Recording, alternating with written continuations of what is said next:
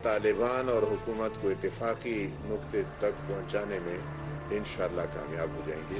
ایک بہت بڑا عظیم بحران ہے، سالہ سال پہلے ہوئے جنگ ہے، یہ منٹوں میں نہ حل کیا جا سکتا ہے، نہ اس کی ہر بات باہر کی جا سکتی ہے۔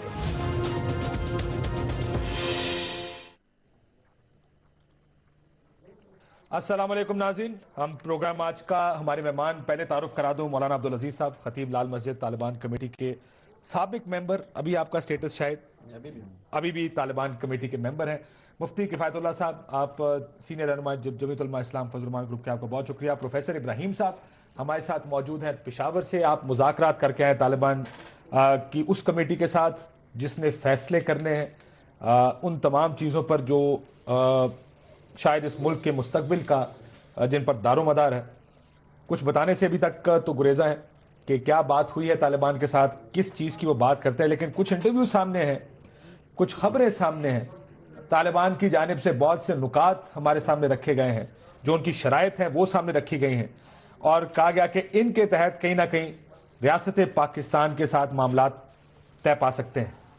کہا گیا کہ ڈرون حملے بند کیے جائیں، عدالتوں میں شرعی نظام نافذ کیا جائے، سرکاری اور نجی اداروں میں اسلامی نظام تعلیم ہو، ڈرون حملوں میں تباہ شدہ مکانات کی تعمیر اور نقصانات کا ازالہ، قبائلی علاقوں کا کنٹرول مقامی فورسز کے ہاتھ میں، فوج کی واپسی، تمام مقدمات تحریک طالبان کے خلاف ختم، قیدیوں کی رہائی، تمام امیر اور غریب کے لیے یکساں حقوق، ملک سے سودی نظام کا خاتمہ، امریکہ سے دہشت گردی کے خلاف جنگ میں تعاون ختم، جمہوری نظام ختم کر کے اسلامی نظام نافذ کیا جائے اور امریکہ سے ہر قسم کا تعاون ختم کیا جائے۔ یہ وہ نکات ہیں جو اب تک سامنے آ رہے ہیں طالبان کی جانب سے۔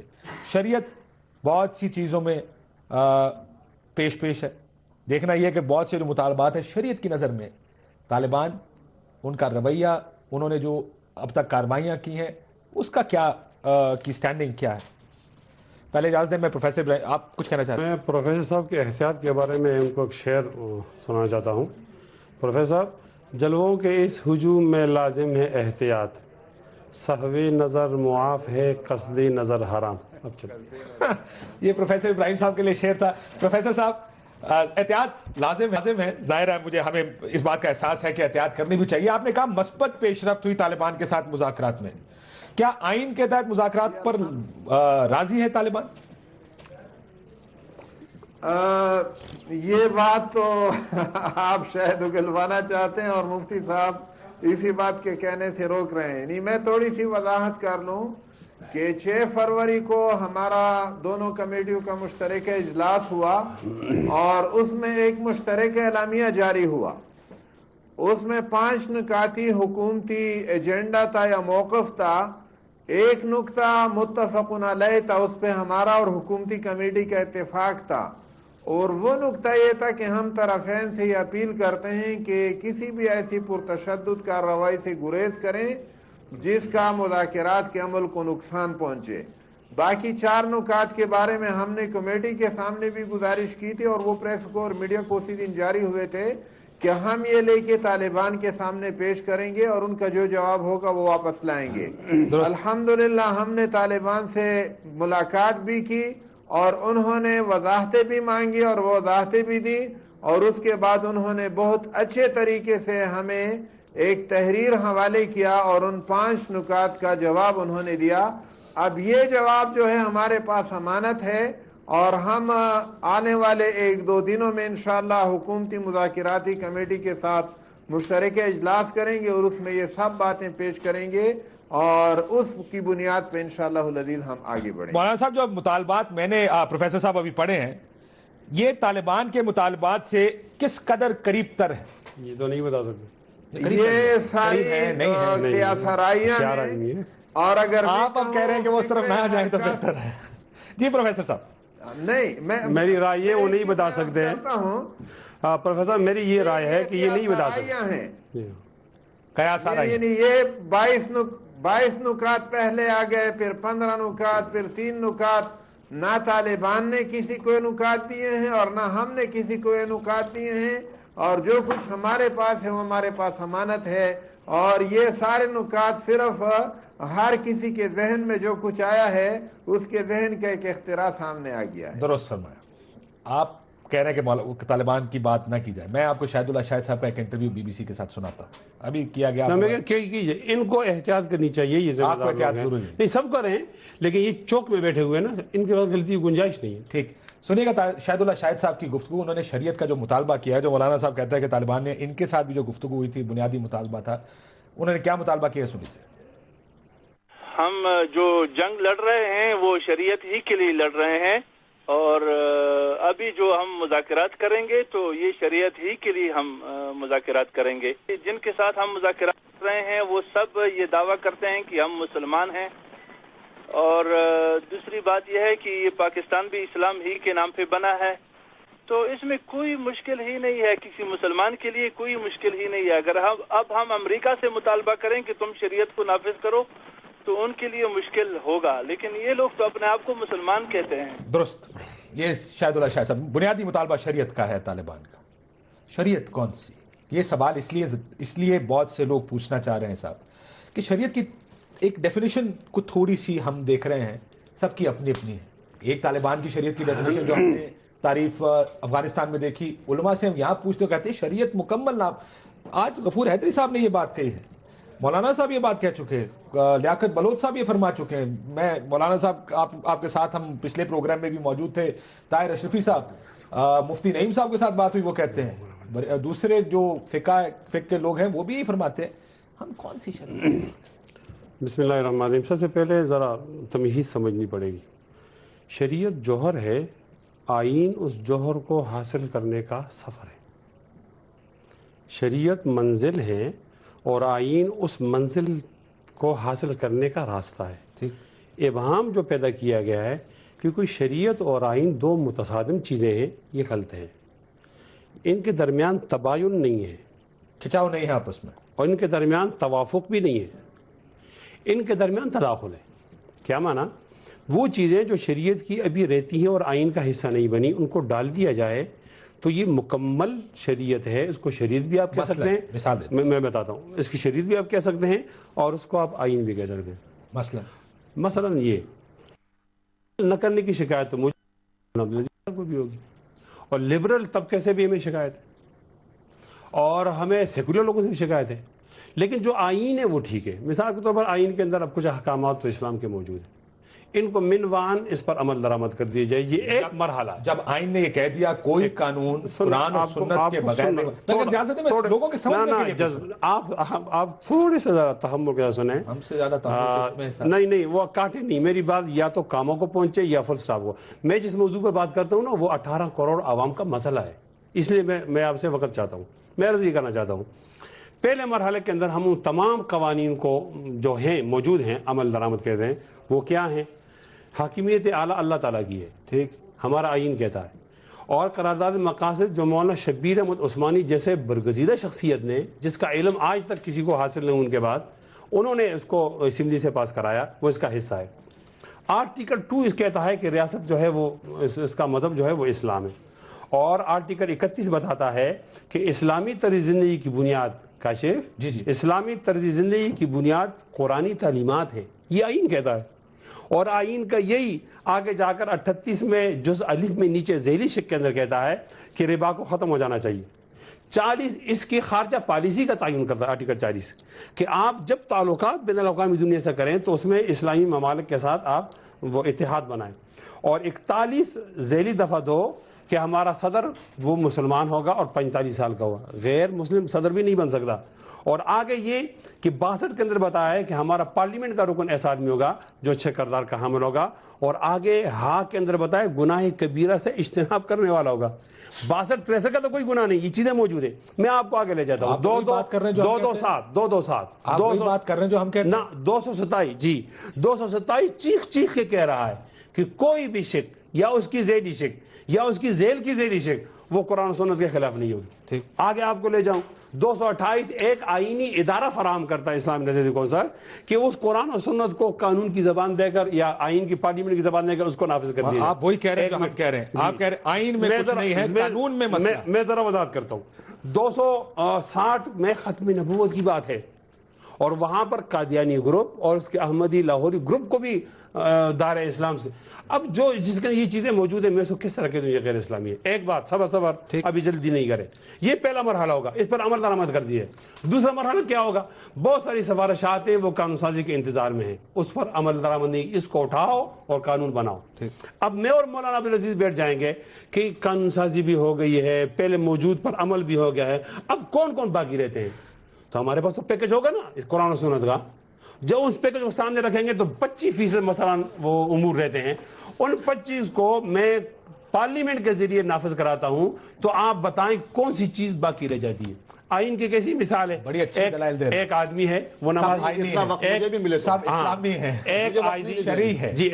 آدمی نماز نہیں پڑھتا، وہ نماز کو مانتا ہے کہ فرض ہے، زکوٰۃ نہیں دیتا، زکوٰۃ کو مانتا ہے کہ فرض ہے، کس نے آج تک 14 سال میں کافر قرار دیا ہے؟ یہ ہمارا آئین گناہگار مسلمان ہے نا، اس کو کیوں کافر کرتے ہو؟ یہ تب کافر کرو کہ اس کا ایک دفعہ کہہ دے کہ میں قرآن کو نہیں مانتا اور سنت کو نہیں مانتا۔ کیوں یہ کنفیوژن پیدا کی جا رہی ہے؟ علماء کی بہت بڑی جدوجہد ہے۔ میں مولانا شاہ احمد نورانی کے دستخط شدہ آئین، مولانا مفتی محمود کے دستخط شدہ آئین، مولانا غلام غوث ہزاروی کے دستخط شدہ آئین اور مولانا عبدالحق اکوڑ خٹک ورے کے دستخط شدہ آئین کو کافر قرار دینے کے لیے تیار نہیں ہوں۔ یہ لوگ سند ہیں، سند جید لوگ ہیں، ان سے لوگ سند حاصل کر دیں۔ میری رائے پر اختلاف ہو سکتا ہے، مولانا عبدالعزیز کی رائے سے اختلاف ہو سکتا ہے، ان علماء کی رائے سے اختلاف نہیں ہو سکتا۔ انہوں نے جو راستہ متعین کی وہ ٹھیک ہے اور میں یہ سمجھتا ہوں۔ اگر اس قرآن کو وہ کہہ دیا جائے کہ یہ آئین جو ہے وہ قرآن و سنت کے خلاف ہے، آئین کی بات کروں گا، اس فوجداری کی بات نہیں کروں گا، نیچے نہیں جاؤں گا، آئین کی بات کروں گا، یہ ہمیں جو طرز زندگی بتاتا ہے۔ تو ہمارے ہاں دارالافتاء موجود ہیں، مفتی کفایت اللہ کی بات پر کیوں اصرار کیا جاتا ہے؟ مولانا عبدالعزیز اپنی بات پر کیوں اصرار کرتا ہے؟ یہاں دارالافتاء سے پوچھا جائے کہ یہ آئین اسلامی ہے غیر اسلامی ہے، اس کا جو جواب آ جائے مجھے بھی مان لینا چاہیے، مولانا کو بھی مان لینا چاہیے۔ ایک بریک کے بعد مولانا آپ کا جواب، ایک بریک لیتے ناظرین، بریک کے بعد وہ ثابت کر رہے ہیں کہ اس آئین میں ہر چیز قرآن اور سنت کے مطابق لکھی گئی ہے، کہیں عمل درآمد ہے، کہیں تھوڑی بہت قانون سازی کرنے کی تھوڑی تعبیر کا اختلاف ہے، تھوڑا سا اختلاف، یعنی اس میں اور چیزیں ڈالنی ہوں گی۔ اب آہستہ آہستہ اسلام لانے کے لیے آئین کو توڑنے کی ضرورت نہیں ہے۔ ٹھیک، ایک بریک کے بعد اس کا جواب لیتے ناظرین، بریک کے بعد واپس آتے ہیں۔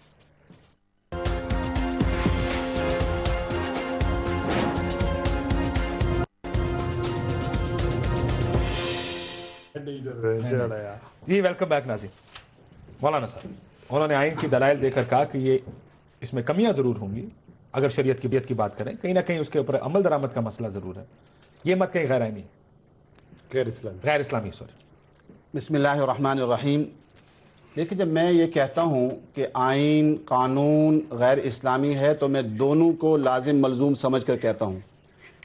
یہ اجمال ہے تو یہ لاکھوں صفحات پر پھیلا ہوا قانون، اس کی تفصیل ہے، یہ اجمال ہے نا اس کا، یہ تھوڑے تھوڑے اشارے ہیں صرف، میں اس کی بات نہیں کرتا۔ مسئلہ یہ ہے کہ یہ حضرات اس کی بات کرتے ہیں، قانون کی بات نہیں کرتے۔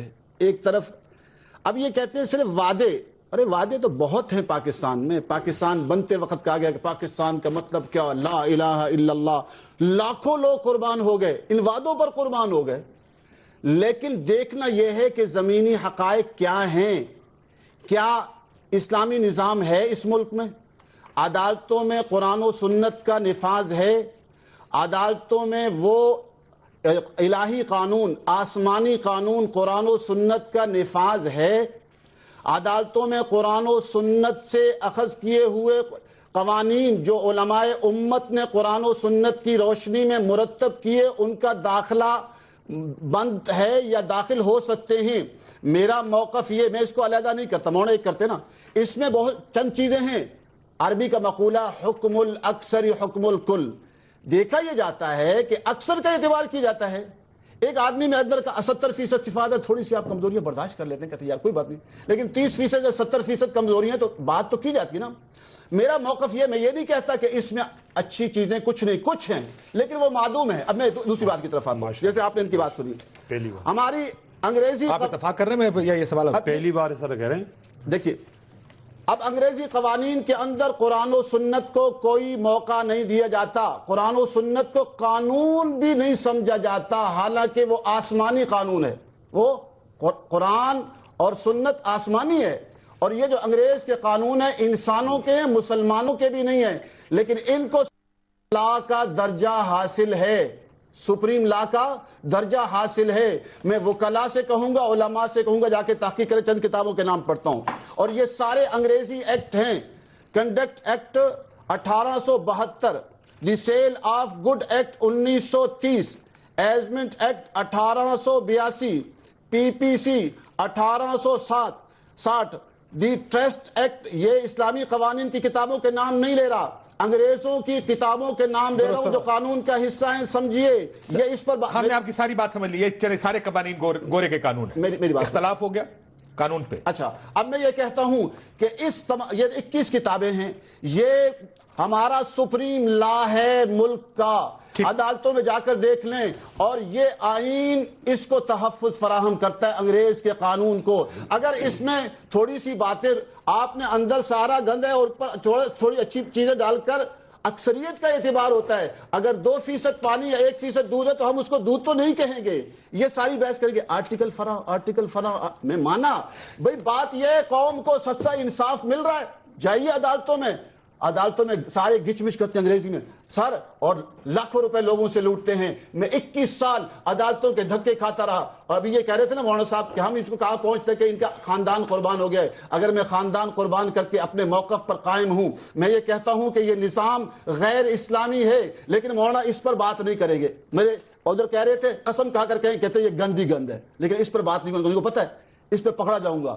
ابھی ان سے پوچھیں یہ گندی گند ہے، میں کرتا ہوں، حلفیہ بیان دے کہ یہ گندی گند کہا کہ نہیں کہا، میں بعد میں آپ کو موقع دوں گا۔ یہ قانون پر بات نہیں کرتے، آئین کی وہ چند شقیں جن پر عمل نہیں ہو رہا یا چند پر عمل ہے، بس وہ مولانا سارا ذرا حصہ ہے۔ ایک نقطہ ان کا بھی سمجھ لیجئے جو میں سب سمجھانے کی کوشش کرتا ہوں، جو شاید پوری قوم کا نقطہ ہے۔ آئین بہت مشکل سے بنا کرتے ہیں، اس ملک میں 73 میں ایک آئین بنا جو کہ متفقہ ایک آئین ہے۔ آپ کہتے ہیں میں ان دونوں کو علیحدہ نہیں کرتا، قوم سب لوگ یہ کا یہ موقف ہے، بڑی مشکل سے بنا ہوا آئین ہے، علماء کا اس کے اوپر انڈورسمنٹ ہے۔ آئین کو اگر آپ نے متنازع بنا دیا تو نیا قانون آپ اس ملک میں لاتے لاتے پتہ نہیں کیا ہو جائے گا۔ 47 کی آزادی کے بعد 73 میں پہلا متفقہ آئین اس ملک میں آیا تھا۔ کون سا مسئلہ ہے؟ آپ قانون کے اوپر جائیں۔ نہیں، میری بات سنیں، آج یہ کتنا مشکل ہے، ہم نے ہر چیز قانون ہے، قانون بدلے، آئین بدلنے سے قانون تو نہیں بدلے گا۔ میں یہ کہتا ہوں سر آئین سے میں آپ کو ایک بات بتا دوں مولانا، ایک فیصلہ کرے قرآن و سنت کو آئین بنائے مولانا، یہ گلوبل ولیج بن چکا ہے، پھر بھی آپ کو آئین بنانا پڑے گا، نہیں، لیکن آئین بدلنے سے ہم نہیں بدلے گا۔ قرآن و سنت کو آئین بنائے جائے، یہی خلفائے راشدین کا آئین تھا، تمام اسلامی حکومتوں کا آئین یہی تھا، یہی متفق آئین ہے، اس پر تنازع ہے۔ قانون اس کے نیچے بنے گا، قانون نیچے بنے گا، قانون اس کے نیچے ہوگا، یہ اوپر نہیں ہوگا۔ میں سر میری ہم نے بات اس کو اوپر رکھا ہے، قرآن کو نیچے رکھا ہے۔ نہیں بالکل بھی، بس میں اجازت دیتا ہوں ان کے ساتھ۔ سر قانون بدلنے کی آپ بدلنے کی بات کر رہے ہیں تو کب بدلے گا قانون؟ اگر آپ آئین بدل بھی دیں اور قانون کوئی بدلنے کو تیار نہ ہونا، سر پھر بھی کوئی فرق نہیں پڑتا ہے نا۔ اس لیے آپ آئین بدلنے کی بات نہ کریں، اگر آپ نے بات کرنی ہے اور قانون بدلنے کی بات، حل موجود ہے نا میرے پاس، آپ کیوں پریشان؟ میں اس کا یوں حل سمجھتا ہوں کاشف، یہ مسئلہ مشکل نہیں، آسان ہے۔ ہمارے پاس جو ججز ہیں ان بیچاروں کا گناہ نہیں ہے، ان کو تو قانون دیا گیا وہ ضابطۂ فوجداری کو دیکھتے ہیں، فیصلہ کرتے ہیں، ضابطۂ دیوانی کو دیکھتے ہیں، ایک چیز آئی ہے قانونی شہادت، اس کو دیکھتے ہیں۔ یہ ٹھیک ہے کہ اس سلسلے کے اندر غلطیاں ہوئی ہیں قانون کے اندر، ٹھیک ہے۔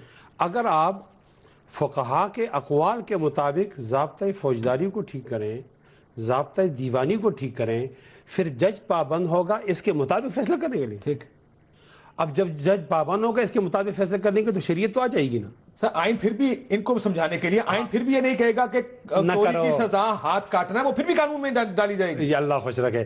اب پروسیس تفصیلات کے اندر جب آپ جاتے ہیں تو آپ کو شکایت تو مجھے بھی ہے، لیکن میں یہ کہتا ہوں کہ اس کا جو موضوع ہے وہ تو ٹھیک ہے، جو پرنسپل لا ہے وہ تو ٹھیک ہے، اس کو مان لیا جائے، پھر دونوں بیٹھ کر ہم اس پر محنت کرتے ہیں، اس کو ٹھیک کرتے ہیں، جو چیزیں نہیں اس کے اندر ڈال دیتے ہیں۔ میرے پروفیسر ابراہیم صاحب، یہ اس قانون کو نافذ کرنے کے لیے لاشیں گرانا، طاقت کا استعمال، یہ کس قدر شرعی ہے؟ اور پھر یہ مطالبہ اگر کیا جائے کہ ان لوگوں کو رہا کر دیا جائے، ان کے لیے عام معافی کا اعلان کیا جائے جنہوں نے یہ قتل کیے ہیں، یہ کس حد تک شریعت کے مطابق ہے؟ یہ بھی سوال میں آپ سے پوچھتا ہوں ابھی آپ سے۔ کاشف صاحب یہ تھوڑا سا خلط مبحث ہو جائے گا، مباحث ایک دوسرے سے مخلوط ہو جائیں گے اور ہم کسی نتیجے پہ نہیں پہنچ پائیں گے۔ یعنی اصل بات یہ ہے کہ ہم ایک ایسی کیفیت میں مبتلا ہیں کہ 50,000 قیمتی جانیں ضائع ہو چکی ہیں، اور سینکڑوں اربوں ڈالروں کا نقصان ہو چکا ہے، اور ہم اب اس سلسلے کو روکنا چاہتے ہیں. یعنی بات یہ نہیں ہے کہ ہم قاتلوں کو معاف کر رہے ہیں اور یہ سلسلہ آگے بڑھا رہے ہیں، بلکہ بات یہ ہے کہ ہم قتل مقاتلے کا، خونریزی کا اور مالی اور جانی نقصان کا یہ سلسلہ روکنا چاہتے ہیں. اب آپ جو اعتراض اٹھا رہے ہیں اس کے معنی یہ ہوں گے کہ اس سلسلے کو نہ روکا جائے، بلکہ 50,000 افراد جو لقمہ اجل بن چکے ہیں یہ 1 لاکھ تک پہنچ جائے. مولانا شریعت کی بات کرتے ہیں تو پوری بات کریں نا جی. صاحب مسئلہ یہ ہے ہم شریعت کی بات بھی اپنی مرضی سے کرنا چاہ رہے ہیں کہ ایک جگہ ہم نے شریعت نافذ کرنی ہے، دوسری جگہ ہم شریعت نافذ کرنے کو تیار نہیں ہے. مجھے اگر آپ نے شریعت سکھانی سے پوری شریعت سکھائیں، مجھے آدھی شریعت کیوں بتا رہے ہیں آپ؟ ہم پورے ملک میں شریعت چاہتے ہیں تو پھر ادھر بھی شریعت لگائیں نا پروفیسر صاحب. چاہتا ہے یہاں پر آپ ایمنیسٹی کی بات کرتے ہیں، وہاں آپ شریعت کی نہیں. ہم نے شریعت کی بات بالکل ایک جگہ نہیں کی ہے. یہ تو حکومت کا مسئلہ ہے کہ انہوں نے ملک کو مختلف خطوں میں اور حصوں میں تقسیم کر رکھا ہے کہ یہاں پہ FCR ہوگا اور یہاں پہ PPC اور CPC ہوگا. یہ میرا مسئلہ نہیں. ہم تو پورے ملک میں اللہ کے دین کا نفاذ چاہتے ہیں اور اسی کے لیے ہم آگے بڑھ رہے ہیں.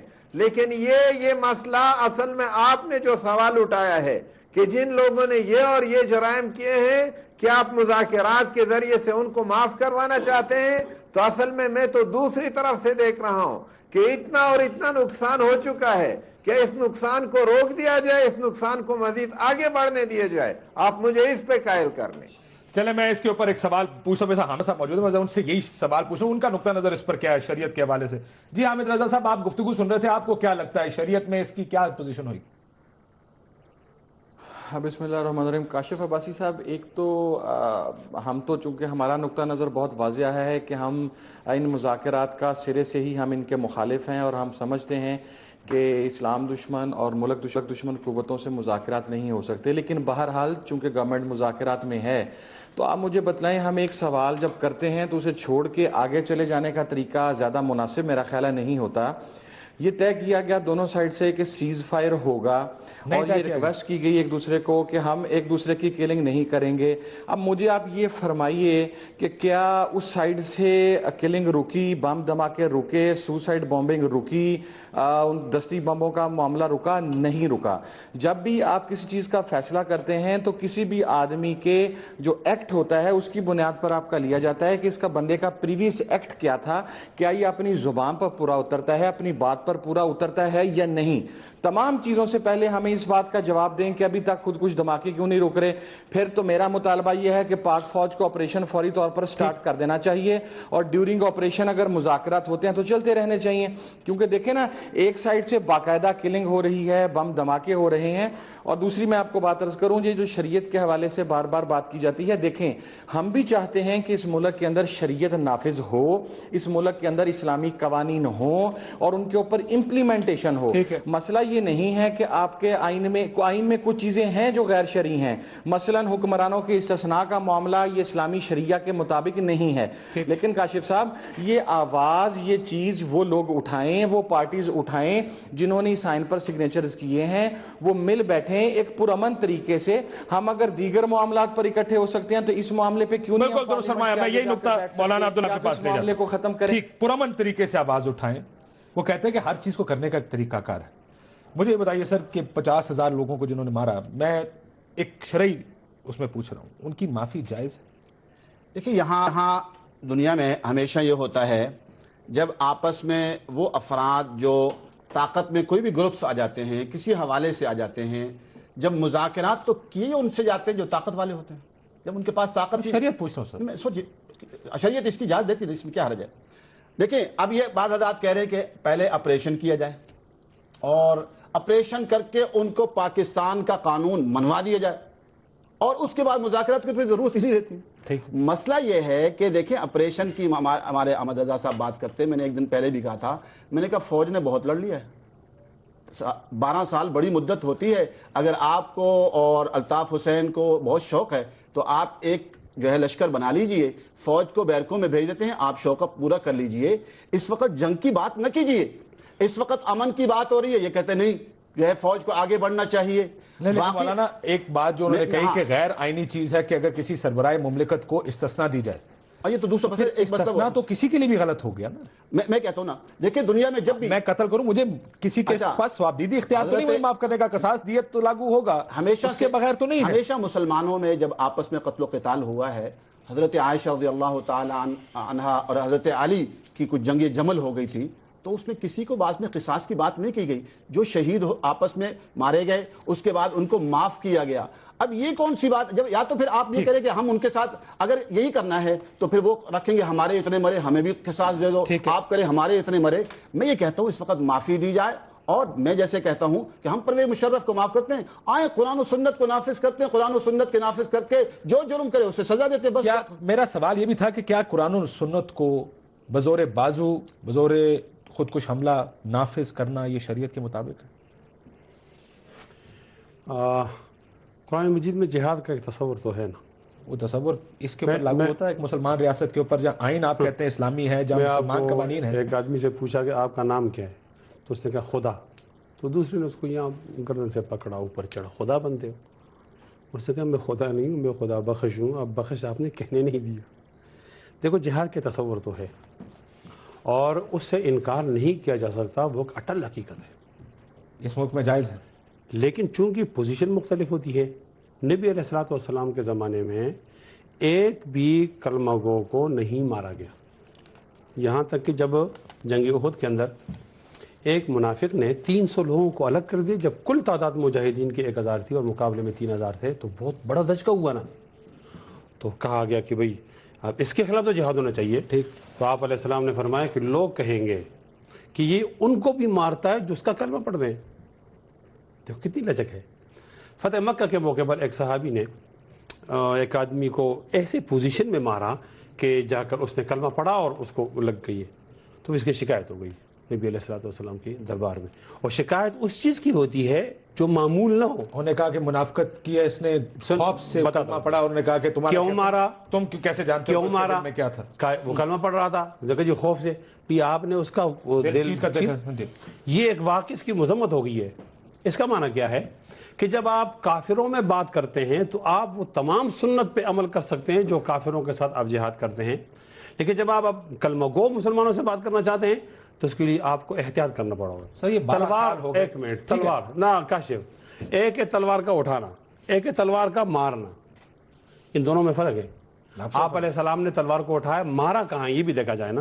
ان تمام چیزوں میں یہ سمجھتا ہوں 12 سالوں میں آپ یہ سب سمجھتے تھے, آپ کو سمجھا نہیں ذرا میں یہ سمجھتا ہوں کہ اگر آپ عوامی دباؤ کے ذریعے اسلامی شریعت کو نافذ کر سکتے ہو تو آپ خونی راستے پر نہ جائیں, اتمام حجت پوری کریں.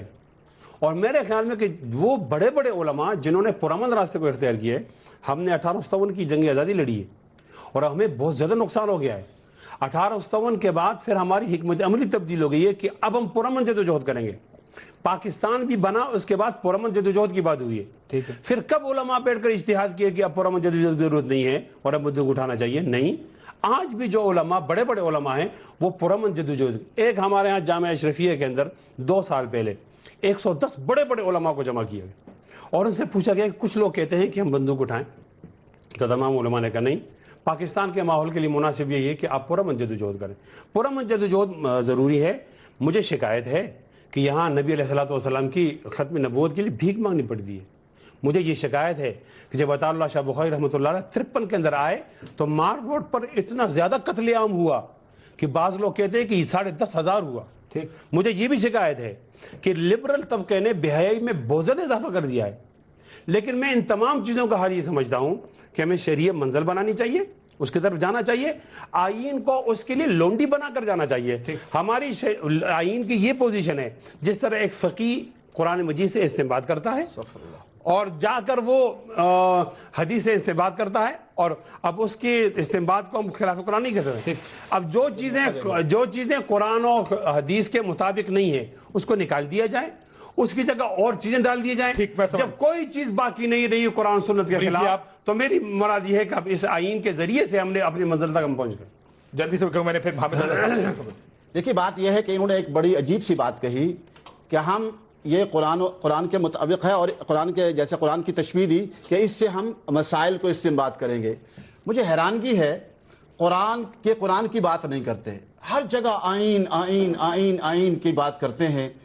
اللہ کے حکم ٹوٹیں کوئی فکر نہیں، فحاشی عریانی ہو کوئی فکر نہیں، اور بچیاں یہاں پر آپ ARY والا دکھاتا رہا، بچوں کے فروخت کے اڈے چل رہے کوئی فکر نہیں، بدکاری کے اڈے چلے کوئی فکر نہیں، ظلم و ستم ہو کوئی فکر نہیں، لیکن اس آئین کا ایک شق نہیں ٹوٹنا چاہیے۔ قرآن ٹوٹتا ہے، حدیث لوٹتی رہے، وہ عدالتوں میں نہیں آئے، ان کو کوئی فکر نہیں۔ انہوں نے کیوں نہیں کیا آج تک؟ بتائیں، پوچھیں کہ یہ انگریز کے نظام کیوں چلتا رہا؟ یہ مسئول نہیں ہے یہ لوگ؟ کوئی ایک دھرنا دیا انہوں نے؟ اور یہ آئے، ان کے پاس اتنی بڑی بڑی جماعتیں تھیں، آ کر بات کرتے نا کہ یہ سارے کے سارے انگریزی ایکٹ چل رہے تھے، اگر یہ جب ہوں گے تو پھر طالبان تو پیدا ہوں گے۔ کاشف بات ان کی بات ٹھیک ہے، صرف طریقہ کار کا اختلاف ہے۔ میں یہ پوچھتا ہوں کہ یہ کیوں نہیں آئے قومی اسمبلی کا رکن نہیں بنے، یہ کیوں صوبائی اسمبلی کا رکن نہ بنے، اور جا کر جہاں پارلیمنٹ ہے وہاں انہوں نے آواز کیوں نہیں اٹھائی؟ جب آپ کے پاس ایک راستہ موجود ہے، آپ اس کو چھوڑ کر آپ خود سے بجا دیں، یہ جرم تو ان کا بھی ہے نا۔ ٹھیک، میں ایک سوال اور بھی پوچھنا چاہوں گا مولانا صاحب بریک کے بعد، کہ کس چیز کو دیکھیں، اب آپ نے اڈوں کی بات کی وغیرہ وغیرہ، یہ تو میں چلے کمزوریاں ہیں کوئی شک نہیں، لیکن بہت سی ایسی چیزیں جس پر آپ بہت زیادہ سختی کا حکم شاید قرآن میں اتنا نہیں ہے جتنا آپ سخت کر دیتے ہیں اس کو، جس کو دیکھ کر آپ لوگوں کو ڈرا دیتے ہیں کہ شریعت کی طرف نہیں آتا کوئی۔ لوگ کہتے ہیں جی ہم، وہ جو افغانستان میں ہوتا تھا کہ مجھے آپ زبردستی داڑھی رکھائیں گے، اس کی کوئی شریعت میں کہیں جبرن کسی کو داڑھی رکھ۔ بریک کے بعد اس کا جواب آپ سے میں لوں گا۔ یہ سوال آپ کے لیے حامد رضا صاحب، پہلے آپ جواب دیتے ہیں سر۔ مسلم ریاست میں جو ہماری ریاست ہے، زبردستی کچھ لاگو کروانے کی کوشش کرنا، اس کے لیے طاقت کا استعمال کرنا اور ایسا گروہ بنا لینا جیسا کہ پاکستان میں گروہ بنے، شرعاً کس حد تک جائز ہے؟ جی کاشف عباسی صاحب، چونکہ میں چاہوں گا کہ آپ نے بہت زیادہ ٹائم عبدالعزیز صاحب کو بھی دے دیا، اب کم از کم چونکہ انہوں نے پرسنلی میری ذات کے اوپر بات کی تھی تو میرے جواب کو ذرا آپ 2 منٹ دے دیجیے گا۔ نہیں سر، انہوں نے آپ کی ذات پہ ایسی کوئی بات نہیں کی، برائے مہربانی میں سن رہا ہوں، انہوں نے آپ کی ذات پہ نہیں، انہوں نے میرا نام لیا ہے، انہوں نے میرا نام لیا ہے کہ میرے ہاتھ میں گن پکڑا کے مجھے لڑنے کے لیے بھیج دیا جائے، تو مجھے جواب دینے کا حق تو ہے۔ آپ کا نام بالکل نہیں لیا سر، آپ سے غلطی لگی آپ کو، لیکن آپ جواب دینا۔ الطاف حسین صاحب کا نام لیا، ہم دونوں کا نام لیا کاشف صاحب۔ اچھا نام لیا جی، پھر دیجیے۔ میں عرض کرتا ہوں، میں آپ کو ایک بات عرض کروں گا، میں یہ کہوں گا، دیکھیں عبدالعزیز صاحب میں اور ہم میں فرق یہ ہے کہ ہم ریاست کے اندر رہتے ہوئے ریاست کے قوانین کو مانتے ہیں اور موجودہ ریاست کو اسلامی ریاست سمجھتے ہیں۔ موصوف نے جس وقت لال مسجد کے اندر جو کچھ کیا، تو آج جس عدالتی سسٹم کی یہ بات کر رہے ہیں، مجھے یہ بتلائیں کیا اسی عدالتی سسٹم سے یہ باہر نکل کے نہیں آئے؟ ان کے قول و فعل میں تو اتنا بڑا تضاد ہے کہ جس عدالتی سسٹم کی یہ بات کر رہے ہیں اسی عدالتی سسٹم نے انہیں بری کیا ہے، اور انشاءاللہ جس وقت وہ میں ہوں، وہ تمام دیگر پارٹیز جو کہ محب وطن ہیں، جس دن ہماری پاک فوج ہمیں کال کرے گی، انشاءاللہ ہم اس دن بارڈر پہ جائیں گے، ہم اپنی فوج کے شانہ بشانہ لڑیں گے، اور پھر ہم جہاد فی الفرار کا راستہ اختیار نہیں کریں گے کہ ہم برقع پہن کر نکل جائیں، ہم انشاءاللہ وہاں پر اپنی شہادتیں دے کر واپس آئیں گے۔ بہرحال اگر آپ موضوع کی طرف واپس آتے ہیں تو میں آپ موضوع پہ آئی نہیں ہے کہ شریعت ذاتی حملہ تو نہیں ہونا کی بات کر رہا ہوں، کیونکہ ذاتی حملہ رضا صاحب نہیں ہونا گفتگو کوئی اور کر رہے تھے، ہم نکل کہیں اور گئے۔ رضا صاحب، حامد رضا صاحب ذاتی حملے نہیں کرے ہیں، نقطے پہ رہے سر جلدی اب، کیونکہ میں نے بریک پہ جانا پر نہیں کیا، انہوں نے مجھ پر نہیں کیا، انہوں نے مثال دینے میں سر ٹھیک ہے چلے پہلے انسانیت بہت ضروری ہے، اختلافی بات نہیں کی، چلے میں نے پہلے حامد رضا صاحب اگر جواب کمپلیٹ کریں، میں نے پھر بھی بریک لینی ہے، اس پروگرام کو پھر بھی ختم ہونا ہے۔ احترام انسانیت بہت ضروری ہے حامد رضا صاحب۔ میں احترام کا قائل ہوں، اور میں ہمیشہ یہ سمجھتا ہوں کہ ایک دوسرے کے نقطہ نظر کو اچھے طریقے سے انڈرسٹینڈ کرنا چاہیے۔ الحمدللہ پہل میں نے نہیں کی تھی۔ ٹھیک، اب مجھے بریک لے لینے دیں سر، کیونکہ مجھے بریک بھی لینی ہے۔ یہ بھی ایک ہمارے، جس کو آئین اور قانون کہتے ہیں، ہمارے پروگراموں کا ایک طریقہ کار ہے، اس کا حصہ ہے کہ ہم نے بریک لینی ہے، لیکن بریک کے بعد واپس آ کے مولانا صاحب میرا سوال اپنی جگہ موجود، جن لوگوں کو آپ نے خوفزدہ کر رکھا ہے اس ملک میں کہ آپ ان کو زبردستی داڑیاں رکھوائیں گے، پردے کرائیں گے خواتین کو، اسلام اس طرح نافذ کیا جائے گا جس طرح شاید 1400 سال پہلے بھی نافذ نہیں ہوا، اس کے اوپر جواب دے دیجیے گا۔ ایک بریک لیتے ہیں ناظرین، بریک کے بعد واپس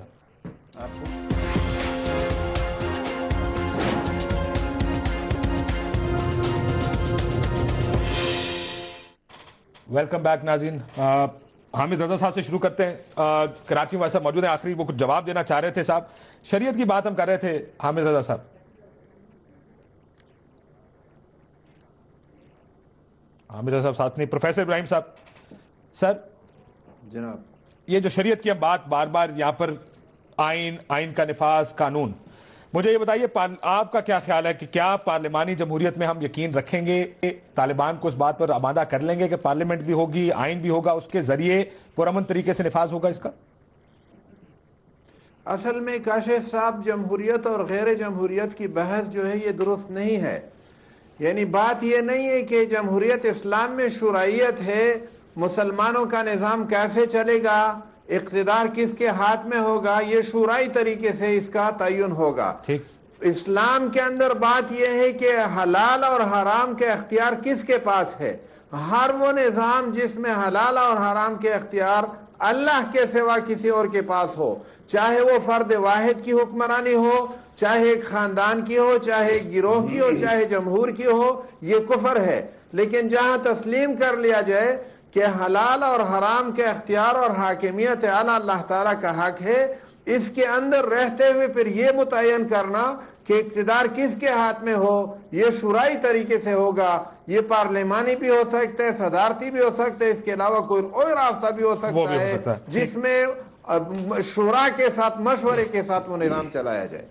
پارلیمانی نظام کہتے ہیں شورا کے ذریعے نظام چلے گا، وہ پارلیمانی بھی ہوگا. دیکھیے بات یہ ہے کہ اس میں ہمارے ہاں مسئلہ کیا ہے. ہمارا قبلہ و کعبہ ابھی تک برطانیہ بنا ہوا ہے. اگر قبلہ و کعبہ بدل دیں، مدینہ اور مکہ کر دیں تو مسئلہ حل ہو سکتا ہے. اور وہ یہ ہے کہ ہمارا عدالتی نظام 90% اس کا قبلہ و کعبہ برطانیہ، ہمارا پارلیمانی نظام سارا قبلہ و کعبہ برطانیہ.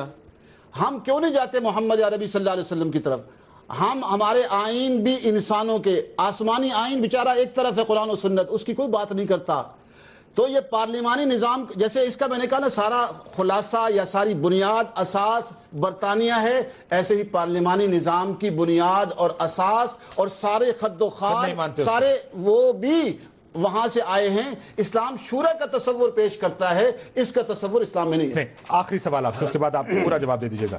زبردستی لوگوں کو نمازیں پڑھانا، داڑھی رکھوانا، پردے کرانا، شریعت کیا کہتی ہے؟ دیکھیں شریعت میں بہت سارے احکام. بریف سوال، ٹو دا پوائنٹ جواب دیجیے گا. میں نے دیکھیے آپ نے ایک سوال کیا تھا، آپ نے کہا کہ حضور صلی اللہ علیہ وسلم کے زمانے میں کسی کو داڑھی رکھوانے کے لیے سختی کی گئی. اس کا جواب یہ آپ نے کیا پوچھا تھا کہ آپ صلی اللہ علیہ وسلم کے زمانے میں کسی نے داڑھی مڑائی؟ جی، ایک صحابی تھے جن کے 3 بال تھے. آپ نے یہ قصہ سنا ہوگا. انہوں نے اتارا، ان کو سزا نہیں دی گئی. آپ ناراض ہوئے، ناپسند فرمایا. دیکھیے میں کہہ رہا ہوں نا، دیکھیں ناپسند فرمانے میں اور سزا دینے میں فرق ہے مولانا صاحب. پیغمبر صلی اللہ علیہ وسلم سخت ناراضگی کا اظہار کرتے، وہ بھی بہت ہے. دیکھیے اب بہت سارے احکامات میں شریعت میں سختی ہوتی ہے اور بہت سارے احکامات سنت مستحبات میں سختی. ایک حرام کام کر رہا ہے تو آپ ARY والے جا کے ان پر سختی کیوں کرتے ہیں، ان پر چھاپے مارتے ہیں؟ حرام دیکھیں جی، زنا حرام کام ہے، لیکن داڑھی رکھنا، پردہ کرنا، یہ اس میں یہی کہہ رہا ہوں اس میں کوئی فرق ہے. سنت اور مستحب میں فرق ہے. تو آپ زبردستی نہیں کریں گے؟ جی زبردستی نہیں کریں گے. ہاں جو ہے نا، سنتوں میں نہیں کریں گے اور مستحب میں نہیں کریں گے، فرائض اور حرام کہیں اکٹھا ہو سکتے ہیں. جی ایسا ہے کاشف کہ ہماری جمہوریت کے بارے میں جو تصور ہے وہ غلط ہے. لوگ یہ سمجھتے ہیں کہ یہ مغربی جمہوریت ہے، سادہ اکثریت سے احکام تبدیل کر لیں گے. ایسا نہیں ہے. ہماری جمہوریت کو اور پارلیمنٹ کو اصول ہیں، 1 فروع، 2 انتظامی اختیارات، نمبر 3 اصول میں تو ان کو کوئی حق حاصل نہیں ہے، فروع کے اندر بھی کوئی حق حاصل نہیں ہے. اصول کا کیا مراد؟ یعنی 4 نمازیں ہیں، 5 نمازیں ہیں، اس کو 4 کر دیں، یہ اس کو اختیار نہیں ہے. اب فروع سے کیا مراد کہ زکوٰۃ کے مصارف 6، 7، 8 ہیں، اب اس کو 1، 2 کرو، یہ اختیار ان کو حاصل نہیں. اب کیا چیز ان کو اختیار حاصل ہے؟ ان کو اختیار حاصل ہے جہاں شریعت متصادم نہیں، انتظامی اختیارات. کس ملک کا صدر ممنون حسین ہو یا زرداری ہو، شریعت کو اس سے کیا غرض ہے؟ اس جمہوریت کو مغرب جمہوریت پر